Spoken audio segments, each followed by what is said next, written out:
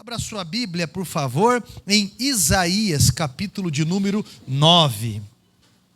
O livro de Isaías, capítulo 9, nós vamos ler do versículo 2 até o versículo 7. O livro de Isaías, chamado de mini-bíblia, o livro de Isaías, escrito 700 anos antes do nascimento de Cristo, e que 27 livros, ele vai falar mais sobre o nascimento do Messias. Amém?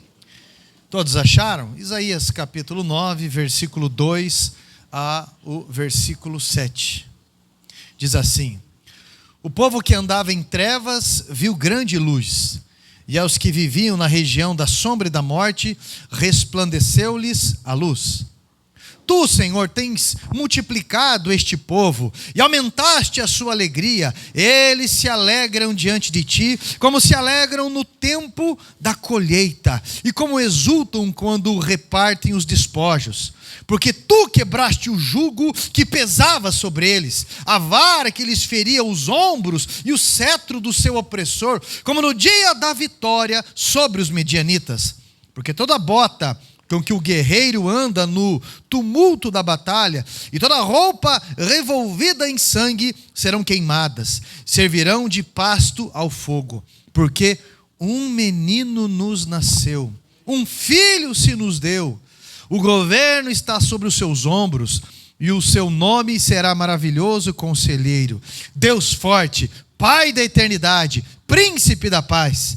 Ele estenderá o seu governo e haverá paz sem fim sobre o trono de Davi e sobre o seu reino, para estabelecer e para firmar com juízo e com justiça, desde agora e para sempre. O zelo do Senhor dos exércitos fará isso. Amém? Assente-se, por favor.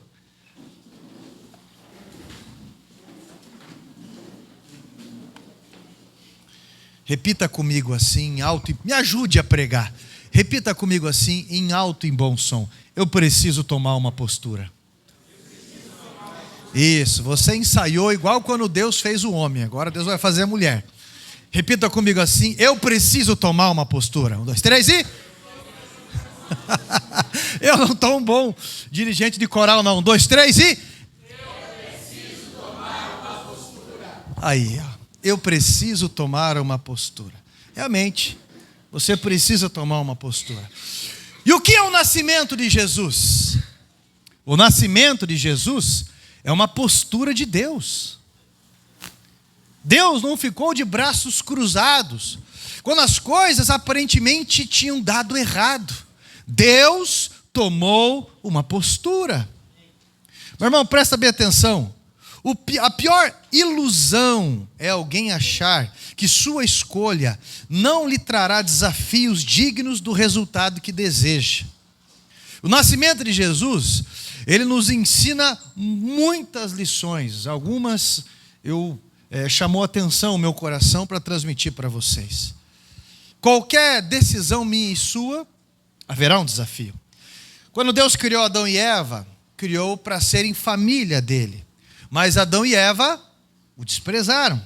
Então o que Deus fez? Fechou os braços e ficou num canto emburrado e falou: eu não quero mais saber deles. Eu quero me separar. Eu não quero mais saber deles. Eu vou sair da igreja. Eu não quero mais saber deles. Eu não vou comer mais. Sair do trabalho. Eu vou tirar minha vida. Foi isso que Deus fez? Foi isso que Deus fez? Não, né? Hebreus 13:8. Jesus Cristo é o mesmo ontem, hoje e sempre. Deus não teve essa postura. Deus tinha o desejo de ter uma família. E ele teve uma postura. Então o próprio Deus, ele semeou Jesus para poder ter uma família. O nascimento de Jesus é uma postura de Deus, porque Deus tinha um desejo. Você tem um desejo? Qual é o seu maior desejo? Aí eu pergunto para você, qual é o seu desejo? Porque o nascimento de Jesus, ele nos acendeu a esperança. Qual é o seu desejo? Se você pudesse escolher um desejo, qual seria? Se eu perguntar às vezes para cada um, nós vamos ter diversas respostas, né? Para um talvez, pastor, o meu desejo é enriquecer, querer ter muito dinheiro. Para outro, o meu desejo é eu fazer uma faculdade, me formar em algo. Outro, eu quero ter um emprego digno, pastor, que eu possa desfrutar. Não só do trabalho, mas que eu possa desfrutar com a minha família, porque eu só trabalho, e parece que eu só junto é dívida. Pastor, eu queria um negócio que pudesse tentar a minha família com tranquilidade. Qual que é o seu desejo? Meu desejo é casar e ter filhos saudáveis. Meu desejo é comprar uma casa própria e não me preocupar mais com aluguel. Meu desejo é viajar para lugares exóticos. Eu tenho vontade de ir para Israel, Jordânia. Quem sabe o teu desejo maior seja ser curado de uma doença crônica. Às vezes, uma pessoa tem um desejo desse, escrever livros, ser best-seller em alguma coisa, ter um ministério reconhecido por onde vai. Todo mundo tem um desejo. Alguns desejos, se você parar para ouvir, são desejos muito comoventes. Há pessoas que gostariam de viver pelo menos um dia na vida sem dor. É impressionante isso. Essas pessoas que têm essas dores nos ossos, gente, quando você começa a conversar com eles, a tal da fibromialgia também, né? Então, alguns, eles querem chegar no fim do mês sem dívida e com dinheiro guardado. Alguns, amar de verdade e ser amado de verdade. Já pensou nisso? Qual é o desejo que você tem? Talvez eu citei algo aqui que alguns consideram impossíveis. Acham impossível ter uma casa própria mediante a situação que vive. Talvez ache impossível mediante a dificuldade que você está passando. E esse aqui é o primeiro ponto que eu quero destacar para você. José, ele passou por dificuldade extrema. Por quê? Primeiro, ele teve que confiar em Deus. Porque a esposa dele aparece grávida. Porque ele já era um homem de idade e Maria era muito nova. Porque onde ele morava, num lugar, numa região pequena, as pessoas iriam falar. E depois ele aceitar essa esposa grávida, numa situação muito complexa, ainda sofreu uma perseguição absurda, tendo que fugir para um deserto. José, ele, por uma decisão que ele tomou, ele enfrentou desafios grandes. E há pessoas que enfrentam tanta dificuldade que acham que a vida é impossível. Impossível. Pastor, com a idade que eu estou, é impossível casar de novo. Pastor, com a instrução que eu tenho, é impossível ter uma casa própria. Todo mundo é adotado. Eu estou há 38 anos aqui, à beira do tanque de Betesda, Casa da Misericórdia. Todo mundo tem alguém que lança na água essa pessoa curada, e eu não. Outro considera impossível por causa dos seus pensamentos. Olha só. Meu irmão, presta atenção no que eu vou falar para você. Pensamentos negativos são um vício. O pessimismo, ele é um vício. Há pessoas que são tão negativas que se morassem no paraíso, achariam defeito. Porque o inferno mora dentro dessa pessoa. Satanás estava no céu, um anjo portador de luz. E criou questão lá, porque o inferno estava dentro dele. Não é verdade? Então, um ser negativo, às vezes, é um vício. A idade vai chegando, e dependendo com ela, a frustração, o negativismo. Quando você era criança, o que você queria ser? Qual era o teu desejo? Eu queria ser médico, eu queria ser piloto de alguma coisa, eu queria ser isso. Eu não sei quem falou para mim, que me lembro. Acho que era meu irmão, se eu não me engano. Não lembro quem que era, falou que queria ser cobrador de ônibus, porque ficava com um maço de dinheiro assim. O outro eu ouvi falar, eu queria ser taxista, olha o maço de dinheiro naquela época e tudo mais. Então, mais desejos, sonhos, projetos. Mas o tempo vai passando, o que vai acontecendo com a gente? O que aconteceu E o que vai acontecendo com a gente? Eu ouvi esses tempos atrás um filósofo falando bem assim: quem quer mudar o mundo é adolescente. Revolução, blá blá blá.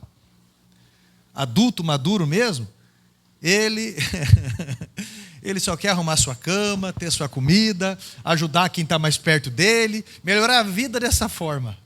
Interessante isso. Mas o que eu tenho que tomar cuidado com isso? O que eu tenho que tomar cuidado?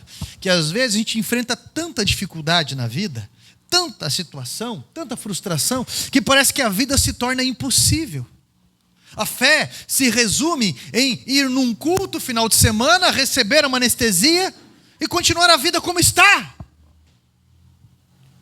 O conformismo, ele vai escravizando. Já reparou nisso? Que o conformismo, ele vai escravizando pessoas. Algumas vezes chegam pessoas para mim e falam que, pastor, menos. Por quê? Meu irmão, o nascimento de Jesus, os milagres de Cristo, eles nos trazem uma expectativa grande. Nós vamos construir uma catedral, nós estamos construindo uma catedral. Até a metade do ano nós vamos estar ali. Até a metade do ano nós estaremos ali. Isso é verdade. Então, meu irmão, quando eu falo para você de coisas impossíveis, de situações que podem mudar na nossa vida, você acaba vendo tantos homens e mulheres que as coisas mudaram. Com quantos anos Roberto Marinho fundou a Rede Globo? 64, né? Bolanhos, que é o famoso Chaves, ele fez o primeiro episódio de Chaves com 44 anos. Abraão foi chamado com 75 anos. E você está aí com 20 anos dizendo: não vejo a hora de me aposentar. Como se a aposentadoria fosse o fim. Na verdade, Deus não fala de aposentadoria. Eu sempre repito isso. Deus sempre fala de renovo. Renovo de vida. Então não é questão de ser metido ou omitida, não. Eu não gosto de viver no atoleiro e também não gosto de ver pessoas no atoleiro mediante a um Deus que é tão grande, que nos traz um mundaréu de possibilidades. Então, meu irmão, o nascimento de Jesus, e é o segundo ponto que eu quero trazer para você, ele nos traz uma visão além dessa vista aqui. Essa vista aqui, ela é inimiga da visão. Porque, uma vez eu achei até interessante, quando eu perguntei, em quantas partes um cérebro ele se divide? O rapaz respondeu: depende da paulada. Mas eu brinquei, né? Eu falei: eu não sou cientista, né? São várias partes. Mas eu quero falar para você de duas condições do cérebro. Duas partes aqui, duas condições: memória e imaginação. A memória, você vai lembrar do teu passado. A imaginação, você pode tocar o seu futuro. Você pode tocar o seu futuro. Antes de você ter o teu comércio, aqui você já tinha o teu comércio. Antes de você casar com uma pessoa assim, aqui você já estava casado. Antes de você estar fazendo algo no ministério, aqui você já tinha feito. Com a sua imaginação. E aqui está a visão. Aqui está a nossa fé. Aqui está a nossa alma. Jesus abriu esses olhos aqui, que nos fazem enxergar além da morte, além da pedra do sepulcro, além das condições ruins. Deus faz promessa para pessoas que estão com uma mão na frente e outra atrás. Jacó, no meio de um deserto, sem ninguém, e Deus faz uma aliança com ele. O cara está sozinho numa caverna, e Deus faz uma aliança com ele. E ele acredita de tal forma que ele fala: tudo que o Senhor me abençoar, então, 10% eu vou ligar à tua obra, vou ligar para o Senhor, eu vou ser dizimista. Por quê? Porque qualquer projeto que não é ligado a Deus é uma vergonha. Prosperidade, ela não se limita a dinheiro. Ser rico, meu irmão, é ter muito daquilo que você ama. E Deus pega os seus filhos e abençoa eles com aquilo que eles amam. Porque não adianta nada o cara ter uma casa com banheira, piscina. Aquela banheira é só para jogar roupa suja. Aquela piscina é só para parente chegar final de semana e ficar sugando. Não é? Uma casa grande que só dá trabalho para limpar, para dizer que tem uma casa grande? Não tem paz? Eu estou dizendo sobre desfrute. Deus nos deu a vida para viver. Tem uma música que eu acho interessante, né? Que ele diz bem assim: eu não sei o que dizem as cartas de tarô, eu não sei dessas coisas. Eu sei que Deus me deu a vida para fazer valer a pena. Então, meu irmão, o nascimento de Jesus, ele abriu os nossos olhos espirituais. Fé é uma ligação com Deus que vai trazer resultados práticos aqui.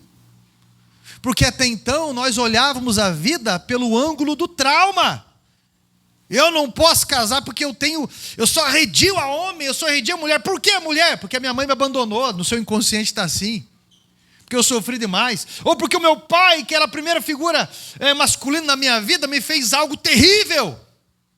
Jesus, ele vem libertar, como diz aqui o texto que nós lemos de Isaías. Ele libertou o cativo, meu irmão. Ele tirou o jugo que estava aqui. Todo jugo. Porque tu quebraste o jugo que pesava sobre eles. A vara que lhes feria os ombros. E o cetro do seu opressor.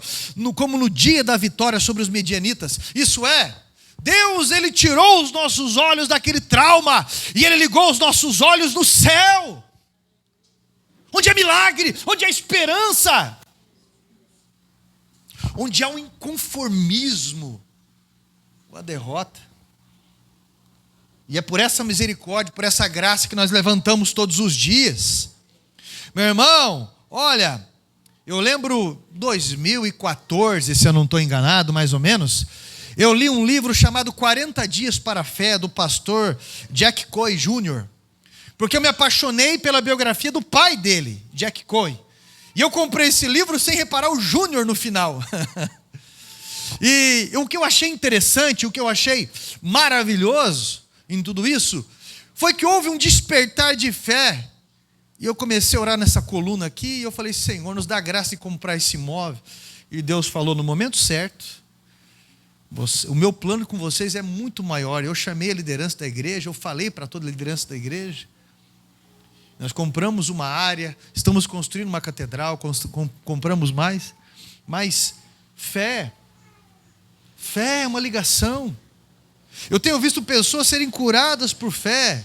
Olha, meu irmão, os testemunhos, eles nos enchem de coragem, né? Agora mesmo vem um irmão cristiano contar para mim o testemunho do parente dele, que nós estamos intercedendo, fazendo campanha, com resultados de exame, curado do HIV.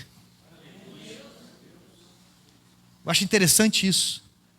Os resultados positivos, vários resultados negativos. E ele, no trabalho que ele pediu para Deus, que não é nem no terceirizado, né? É no emprego que ele pediu. Tantas pessoas que eu tenho visto com o seu projeto de vida, porque nós aprendemos isso. Crer que Deus vai fazer. Por isso que nós tomamos uma postura.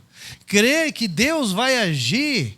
Meu irmão, se as coisas estão azedando às vezes, e você sabe o que vai acontecer, você caminha bem melhor. Não é verdade? Quando você sabe dos livramentos. Uma vez eu vi um relato, na verdade era uma reportagem de uma escola americana que pegou fogo e desabou umas partes. A professora, ela desmaiou, ficou desacordada, e os bombeiros, quando chegaram em sala de aula, quando conseguiram chegar lá, depois de tudo aquilo, as crianças estavam todas sentadinhas e um aluninho de pé. Eram crianças bem novas, era acho que de 5 a 7 anos, algo assim, uma de pé. Aí na reportagem perguntaram para essa criança, o que você falou para aquelas crianças, para que elas ficassem sentadinhas, todas elas organizadas? Eu disse para elas que meu pai é bombeiro e que ele vinha buscar a gente aqui para eles ficarem tranquilos. Que é o que nós fazemos, porque um cristão apacenta, é o que nós fazemos. A nossa fé, ela liga a graça de Deus. E a palavra de Deus diz: aquilo que você desligar aqui, será desligado lá. O que você ligar aqui, será ligado lá. E nós desligamos o desespero e ligamos a esperança. Nós desligamos a tragédia e ligamos a cura. Nós desligamos o inferno e ligamos o céu. Porque Deus nos deu visão. O nascimento de Jesus, abrir um caminho para mim e para você. Ele mesmo diz: eu sou o caminho, a verdade e a vida. Meu irmão, semeie para o seu futuro. A mão de Deus está contigo. Apesar das lutas, nós precisamos entender que nunca a nossa vida deixará de ter desafios, porque eu e você fomos feitos para eles. Eu e você fomos feitos para os problemas. Nunca deixaremos de ter problemas, porque fomos criados para resolver problemas.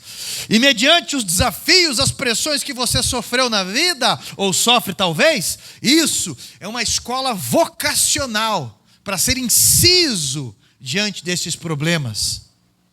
Às vezes, nós ficamos cegos diante de uma situação, mas para alguém aquilo é moleza. É moleza. Por quê?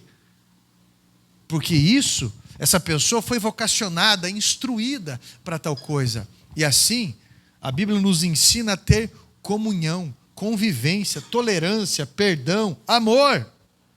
Olha o que a Bíblia fala. Tudo é possível ao que? Tudo é possível ao que crê. Então não pare de lutar. Não perca a esperança. Não viva uma vida apequenada. Mas também não viva uma vida soberba.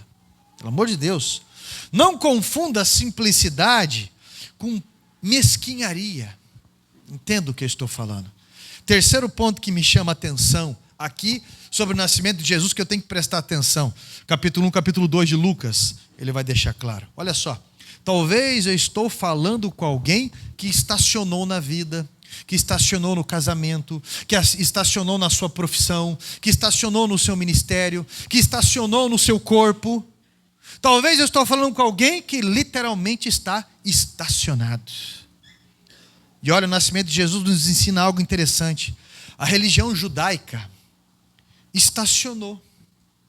Conhecia as profecias, conhecia tudo. Centenas de anos estudando. Mas por ter estacionado, quando Jesus veio, não o reconheceram. Jesus ele passa diante de uma figueira. A figueira não tem fruto, ele repreende a figueira. Eles observam aquilo e eles vão para o templo. Tinha uma corrupção que era comum. O que era a corrupção? Chegava lá o Dr. Carlos para fazer um sacrifício. Um animal, um cordeiro de 1 ano, não podia ter defeito nenhum. Nem febre, nem nada. Então ele trazia para mim. Só que eu já tinha um esquema com quem analisava aquilo. Então já vai para análise. O rapaz da análise, ele falava: tem problema, está com febre. Eu medi aqui, está com febre. Não tinha febre nenhuma. Olha, você não vai poder oferecer o sacrifício porque o seu animal está com febre. Então como que o cara vai voltar à distância e coisa tal? Puxa, então foi alguma coisa no meio do caminho? Mas você pode comprar um aqui do templo. Então eu pegava o mesmo animal, passava lá por trás, mudava qualquer coisinha, trazia do outro lado aqui, você pode comprar esse aqui, ó. Esse sistema corrupto, quando Jesus chegou lá, ele fez um chicote, ele desarmou isso, ele repreendeu isso, e ele falou: a casa do meu pai vai ser chamada casa de oração. O que vocês estão fazendo? E quando ele volta, a figueira está o quê? Como diz algum, seca. A figueira está seca. E o que Jesus estava ensinando ali? Esse sistema religioso já passou o tempo deles. É morto. Vocês vão produzir frutos fora de época. Quando você tiver vontade de receber um abraço, você vai dar um abraço. Quando você tiver pouco, você vai semear. Isso é, Deus está dando um exemplo de fé. E alguns estacionaram nisso, em tudo. Estacionaram. Meu irmão, talvez você estacionou na tua profissão, com o teu corpo. Agora vou esperar a morte chegar. Meu Deus do céu. Não faça isso. Não faça isso. Talvez você ficou cansado de tanto ouvir críticas e agora quer ter uma vida mais pacífica um pouco, uma vida mais de falsa paz. Mas essa vida de falsa paz, ela não existe. Tá? Na verdade, é uma vida covarde. Você vai para o palácio no momento que todo mundo está na guerra. Aí você acaba vendo o que não é para você ver, pensando o que não é para você pensar, vendo, né? Pensando o que não é para pensar e depois fazendo o que não é para fazer e tudo se desarma depois, porque você achou que você estava inerte. Meu irmão, talvez eu falo com alguém que a fé diminuiu, porque ouviu muito negativismo. Sabe aquelas pessoas que ficam falando, não vai dar certo, não vai dar certo, eu não acredito, não adianta, comigo não vai. E ficam pilhando desse jeito. Ah, meu irmão, eu fui ler algumas matérias interessantes. Olha só. Presta bem atenção no que eu estou falando. Em 1926, um cientista afirmou que era impossível um homem chegar à Lua. 1926. Em 1969, Neil Armstrong pisou na Lua pela primeira vez. O cientista que falou que era impossível estava errado. E quem está falando para você que é impossível também está errado. Você precisa parar de dar atenção a esse nível de negativismo, porque isso está cimentando a tua felicidade, a tua alegria. Alertar é uma coisa. Agora, criar uma consciência pessimista desse jeito, está errado. Outro cientista médico francês, Alfred Volpé, em 1839, 7 anos antes da descoberta da anestesia, disse: operar um paciente sem dor é impossível.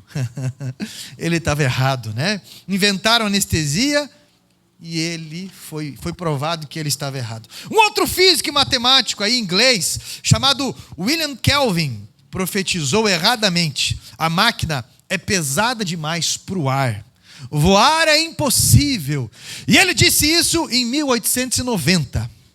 Já em 1906, Santos Dumont voou com o 14 bis pela primeira vez. Por que 14 bis? Porque teve o primeiro, o segundo bis, o terceiro, o 10º bis, até chegar no 14º bis, provando que aquele físico matemático estava errado. Sabe por que aquele avião se chama 14 bis? Você prestou atenção? Pastor, talvez você está tentando, você está com o 13º bis. Quantas vezes que o Cafu tentou entrar no time de São Paulo? Os mais raízes aqui vão lembrar do que eu estou falando. 16 vezes. Esse cara, ele fez 16 testes até ele conseguir entrar no time de São Paulo. Quantas vezes que ele foi campeão mundial pela seleção? 2 vezes, né? Ele foi campeão mundial também pelo São Paulo. Quantos campeonatos esse homem ganhou? Porque ele tentou 16 vezes. Pastor, eu até pensei, aquela mulher está solteira até hoje, eu solteiro, já chamei ela para comer uns caranguejos aí, mas até agora, vai ver que ela não gosta de caranguejo, meu amigo. Às vezes ela gosta de frango, eu não sei. E você quer ser um cara meio, pá, mas às vezes a mulher gosta só de estrogonofe, qualquer coisa simples. Não, mas eu já chamei ela, eu já estou no 13º bis. E outra coisa, pastor, é muita areia para o meu caminhão. Então faz mais viagem. Uma hora você acerta. Não é verdade? Tenta mais coisa. Aí depois você encontra aquele casal que a mulher fala bem assim: ah, sim, ele não é bonito, mas ele é charmoso. Está entendendo? Ama ele. Então, meu irmão, falaram que o mar tinha fim. Quem já estudou história sabe do que eu estou falando. Aí chegou um homem, Cristóvão Colombo, e se arriscou. E cá estamos nós. Quando Grambel disse que poderia falar com uma pessoa a quilômetros de distância, riram dele. Sabe quem que investiu e emprestou dinheiro para ele? Foi o sogro dele. E hoje está eu com o celular, você com o celular, gente com loja de celular, falando com pessoas do outro lado da terra. Olha só. Pare de ficar acreditando em agoureiros, pelo amor de Deus. Talvez você esteja pensando: pastor, eu desconfio desse otimismo. Você só é entusiasmado, alegrinho. Essa mensagem é de autoajuda, mas eu afirmo para você que se você está pensando assim, você está completamente equivocado. Porque crer no impossível é bíblico. O Evangelho de Marcos, capítulo 9, versículo 23, Jesus disse: tudo é possível àquele que crê. Marcos capítulo 37, versículo 10, Jesus disse: para o homem é impossível, mas para Deus todas as coisas são possíveis. Lucas 1,37, todavia para Deus nada é impossível. Só há uma coisa impossível para Deus. Hebreus 6,18, é impossível que Deus minta. E se Deus não mente, e Ele diz que tudo nós podemos nele, se estivermos nele e as suas palavras estiverem em nós, poderemos pedir qualquer coisa e nos será dado. O que você está esperando para conhecer a palavra de Deus, para conhecer Ele? O que você está esperando? Então é possível ser curado de câncer, é possível por Deus ser curado de HIV, é possível Deus sarar o teu pâncreas por inteiro, é possível Deus levantar uma pessoa que não andava e passar a andar. Meu irmão, eu conheci tanta gente que a gente orou, que não podia ter filho, e Deus deu filho. Gente que estava no leito de morte, e Deus restaurou, e até os médicos ficaram bobos. Gente que estava em estado terminal por tumor no cérebro, e Deus curou. Você está entendendo? Fui fazer uma oração esses dias para um camarada, ele estava no hospital, trabalhador, levou um tiro na cabeça. A cabeça do cara estava desse tamanho, assim. Parecia a cabeça do pastor, é brincadeira. Ele estava com a cabeça desse tamanho.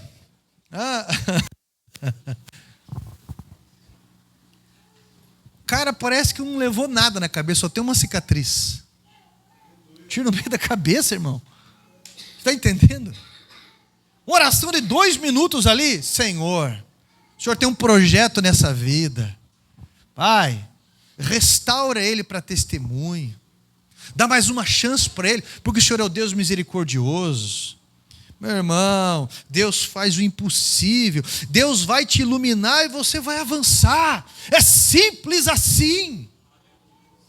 4º ponto, você precisa ter uma postura correta para você vencer. Olha, a Bíblia fala sobre alguns reis magos que observaram, eles eram da Pérsia, observaram uma estrela nova no Oriente e entenderam que aquilo era uma profecia, um sinal de Deus. Então passaram a buscar. E olha que interessante, nessa caminhada toda deles, 2 anos buscando o Messias. E de repente chegaram diante de Herodes, e Herodes falou para ele: olha, sério? Então quando você achar, volta aqui e me avisa.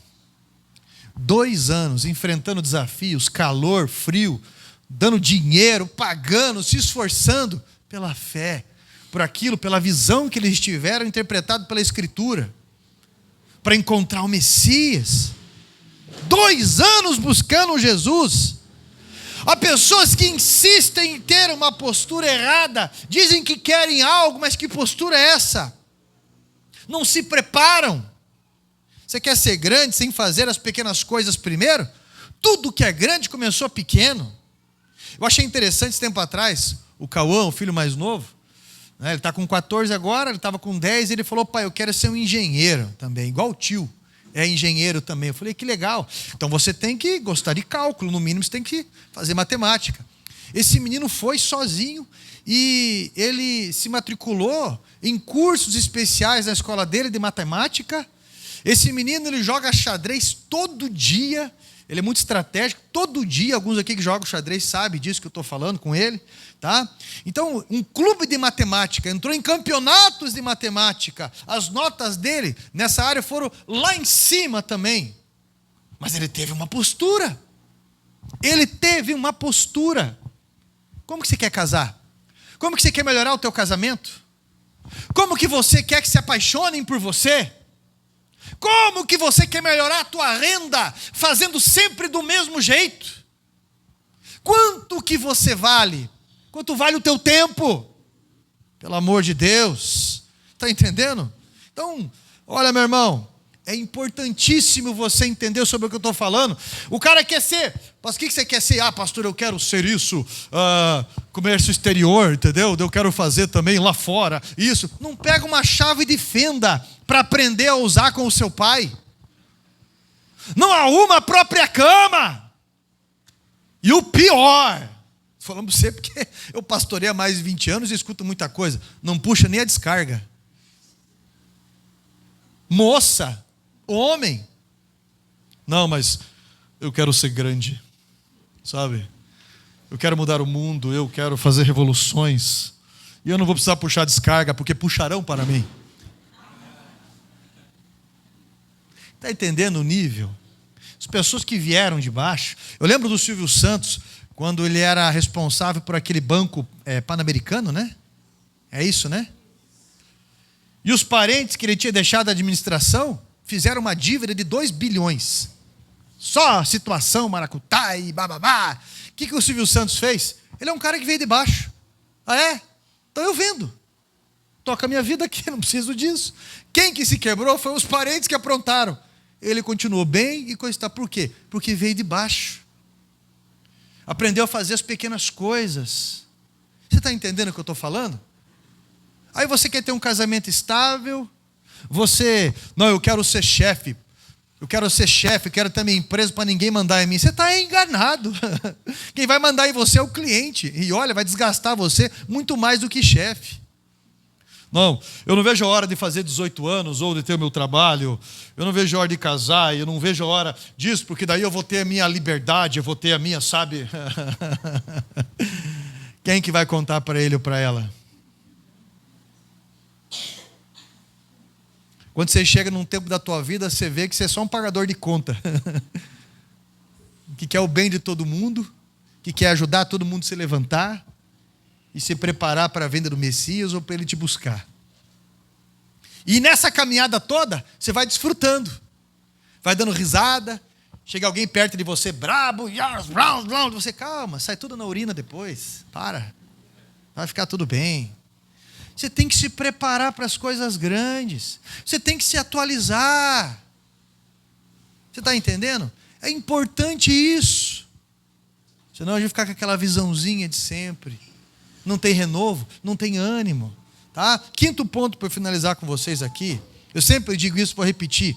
O nascimento de Jesus, ele nos trouxe um entendimento. Milagre não é acidente. Milagre é uma resposta de um posicionamento de fé. Olha que interessante. É fácil pegar e criticar Herodes, né? Porque Herodes matou as crianças de 2 anos para baixo, perseguindo Jesus. Por quê? Porque ele tinha medo de perder o trono quando falaram que Jesus era o Messias. Mas Herodes é um cara terrível, né? Absurdo. Mas eu também tenho meu trono. Você também tem o teu trono.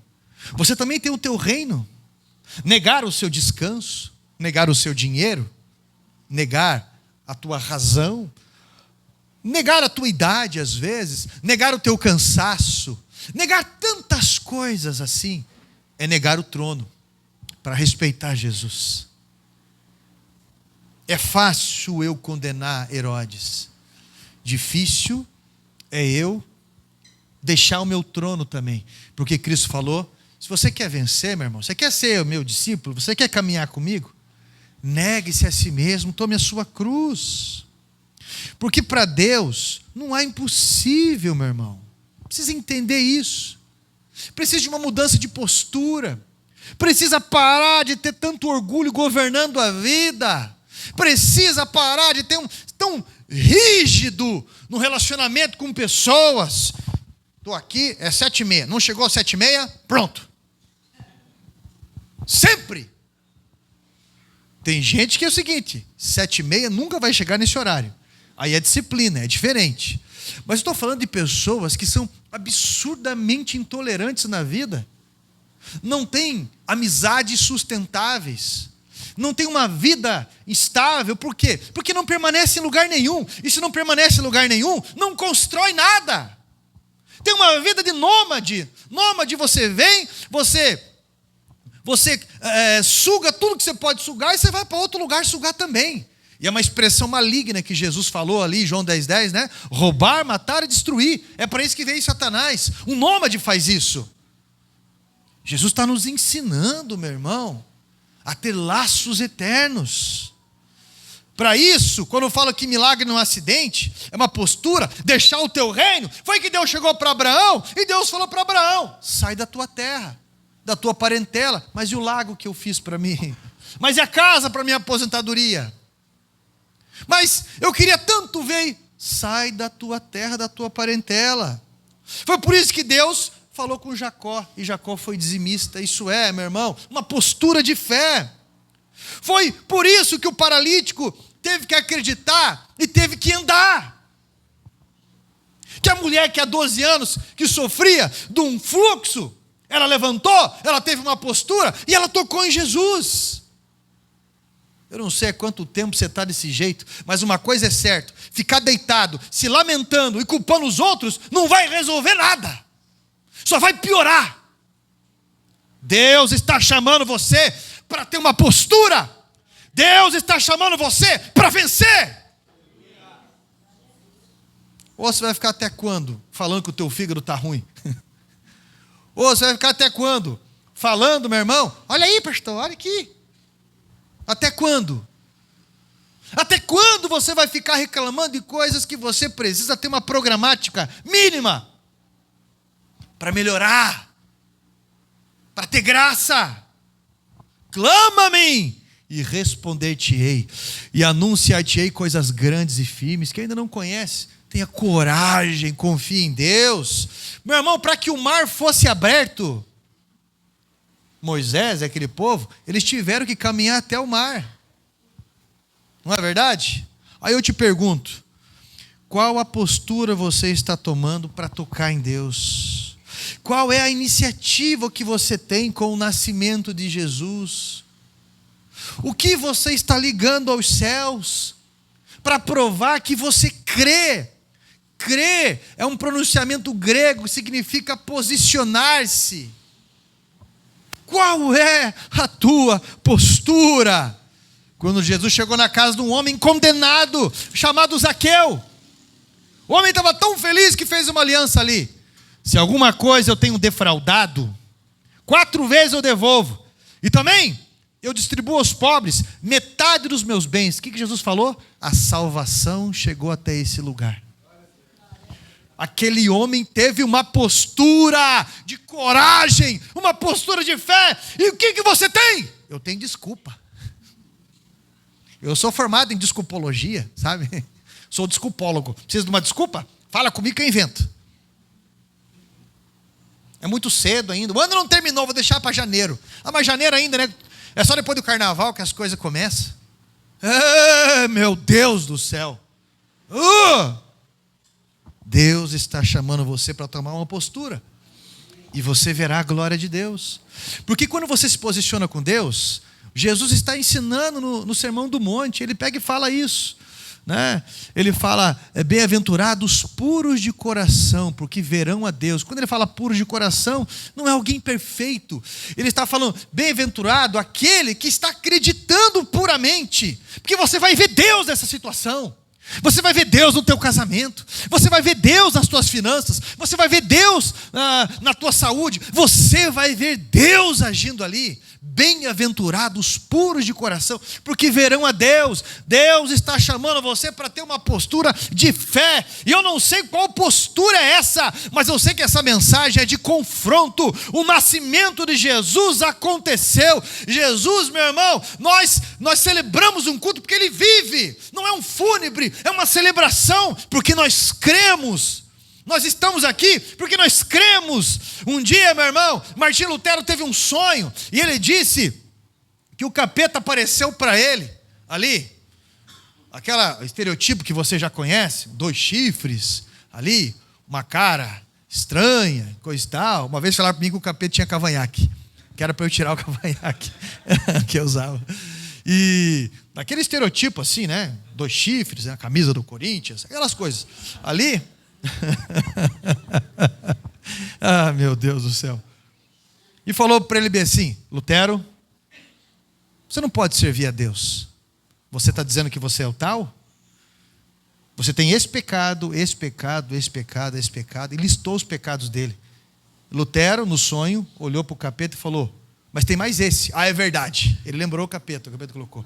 E ele falou: agora coloca tudo isso na conta de Jesus. E acordou, ele falou isso, e acordou, porque até no seu subconsciente você é salvo. Deus resgata você daquele abismo. Você está entendendo o que eu estou falando? Deus quer alcançar você no recôndito, isso é no lugar mais escondido da tua vida. Deus quer alcançar você. Deus quer sarar aquele pânico. Deus quer sarar. Você lembra daquela, Fred? Lembra, né? Um pregador que veio aqui na igreja.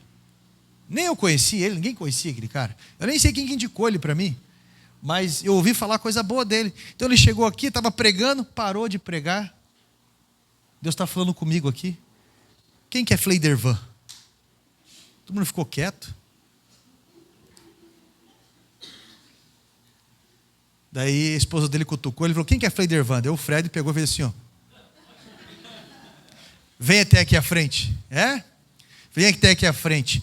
Deus me mostrou uma reunião de demônios que atacavam você e você sentiu uma dor muito forte aqui. Quantas vezes nós estávamos com o Fred orando, né, Fred? E o Sandro também junto, lembra? E aí ia para o posto de saúde, está morrendo o coração, não tem nada. Continuamos orando, e fazendo, e orando, e fazendo. E de repente aquele pregador pegou e falou aquilo. Deus está te dando a vitória hoje, assim. Por quê? Porque ele continua na postura dele de fé. Passados uns anos eu estava conversando com o Fred no carro. Todo mundo tem crise de fé, né, Fred? Todo mundo tem crise de fé. Você também tem crise de fé? Pastor, eu também tenho. Mas daí toda vez eu lembro que Deus me chamou pelo meu nome. Porque Fleidervan é Vanderlei ao contrário, né? E ninguém sabia que esse era o nome dele. Ele é mesmo assim na Fred. E ele falou, pastor, quando era jovem, eu tinha trauma do meu nome. Agora não. Deus me chamou pelo meu nome. Deus me chamou pelo teu nome. Você pode colocar o nome no filho futuro, né? Fleidervan, milagre de Jesus. Não? Gente, tomou uma postura, ele não arredou o pé dele. Ligou para pastor, liga para amigo, fala com fulano, mas não arredou o pé dele. E a nossa vida é assim, persistência, milagre, persistência, milagre. Quantas campanhas que a Dirley fez na igreja? Olha lá, pensou que não ia chegar em você, Wilson? O Wilson preto, de cachaça, aquele homem podia doar sangue para carrar álcool. Exagero. E eu estava na casa da mãe dele, eu ia lá serrar bolo às vezes. Chegava lá. Agora não pode falar mais o nome do bolo, né? Bolo afrodescendente psicótico.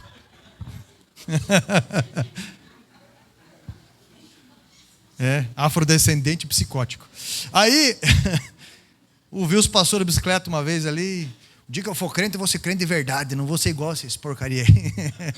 Não vou ser igual a esses daí. E uma vez ele chegou aqui, eu trouxe uma mensagem, acho que se não me engano foi de 1 João. Ele veio aqui à frente, aceitou Jesus, ele chorava de lado assim, ó. Né? Fazia assim, escorria lágrima, ele fazia assim, ó. Ele ficou tão comovido com ele mesmo que ele ficou 1 ano sem voltar para a igreja. Né? E depois ele veio, e hoje é diácono da igreja. Mas por quê? Porque ela não arredou o pé dela. Ela teve postura. E você aí, vou deixar de tudo, eu vou abandonar. Um menino nos nasceu para quê? Para nos libertar. O Cristiano está ali, ele vinha com um colatinho aqui na cintura, né, Cristiano? Na igreja, então ele vinha aqui, daí ele dava umas marchadas no meio do culto e ele ia meio mirando ali, ó. Ia no banheiro, tomava uns goles para firmar um pouco e voltava, ficava ali. E faz isso 8 anos, 9 anos, 6 anos, limpo de tudo, contando testemunho, todos esses anos. Olha aí! Você está com medo de eu falar de você? Vou ficar quieto. Só falo porque eles dão liberdade para falar, eu já contei em outros lugares. Não é verdade? Meu irmão, tenha postura. Deus está chamando você a ter uma postura porque um filho nos nasceu. Deus nos deu um Salvador e Ele vive. Ele vive. Em Cristo não é um fim, é um novo começo. E você pode tocar o teu futuro com a tua imaginação, isso é, com a ligação que você tem. Qual é o teu desejo? Se coloque em pé em nome de Jesus. Deus é bom. Acima de tudo, Deus é bom. Coloca a mão no teu peito assim. Qual é o teu desejo? Qual é a tua postura ou a tua falta de postura? O que você vai fazer a partir de hoje para que esse quadro na tua casa mude? Teve um rapaz que me procurou e falou assim: ó, pastor, eu vou começar a ir para a igreja. Por quê? Porque se Deus está mudando a minha mulher, Ele pode todas as coisas. Eu estou vendo o testemunho através da vida dela, pastor. Aquilo lá eu acho que quando ela foi batizada, foi em concreto usinado. Aquela mulher é dura. E eu estou vendo a mudança naquela mulher, pastor. Então, meu irmão, você está vendo, está entendendo, né? O Deus da tua adolescência vai se revelar ao teu filho, à tua filha. Ele é o Deus Todo-Poderoso. Mantenha uma postura de fé. Mas o que você pode fazer hoje? Qual a iniciativa que você pode fazer hoje? Uma postura de fé que você pode ter hoje. Hoje Deus vai te honrar. Se ligue ao alto, eu vou orar por você. E você vai falar para Deus o teu comprometimento, a tua postura de fé. E o Senhor vai ungir as tuas palavras. E isso vai ser ligado no mundo espiritual. E você vai ver o resultado disso. Por quê? Porque aqui você já alcançou. Aqui você já alcançou. Você já está tocando aqui. Deus vai te honrar. Eu vou orar por você. Santo Deus, em nome de Jesus Cristo, o Senhor conhece essa vida. E talvez essa pessoa entrou aqui, meu Deus, com uma frustração de vida, uma tristeza absurda. Essa pessoa entrou aqui soterrada de pessimismos, lembrando dos filhos, lembrando dos familiares. Essa pessoa entrou aqui, Pai, totalmente comovida, porque está soterrado por situações que não vê muita saída não. Mas se está aqui é porque acredita no Senhor, meu Deus. E hoje, Pai, nós estamos ligando esses pedidos, esse comprometimento, essa mudança de postura, falando para o Senhor qual vai ser o passo, qual vai ser a ligação. Pai, em nome de Jesus Cristo, liga o sobrenatural agora sobre esta vida. Liga agora o sobrenatural, porque o Senhor é o Deus que liberta. Talvez há alguém aqui, Pai, que carrega consigo uma enfermidade, uma dor, algo crônico nos rins, algo, Pai, no fígado, algo no estômago, na pele. Talvez alguém, Pai, que tem problema na tireoide. Talvez, Pai, alguém que tem problema, Pai, nos pulmões. Eu não sei, Pai, mas aonde houver fé agora, meu Deus, fé agora, meu Pai, assim como o Senhor estendeu uma escada do céu até a vida de Jacó, estende a tua cura sobre esta vida. Toca nessa alma agora, causa o teu milagre espontâneo neste momento. Liberta esta pessoa, Espírito Santo, mediante essa postura, mediante esse toque, mediante a fé. Em nome de Jesus, o Senhor é o Deus vivo, Pai, e que essa pessoa levante um altar para o Senhor nessa situação. Assim como eu contei testemunhos aqui, Pai, essa pessoa conte esse testemunho aonde for. Assim, meu Deus, nós estamos ligando aos céus esta oração, colocando por terra como um derrotado tudo que Satanás tentou fazer contra essas vidas. Toda a armação que ele tentou fazer, nós colocamos por terra, em nome de Jesus Cristo, Santo Deus. Fechamos esta brecha e te agradecemos em nome de Jesus. E todos digam amém. Graças a Deus.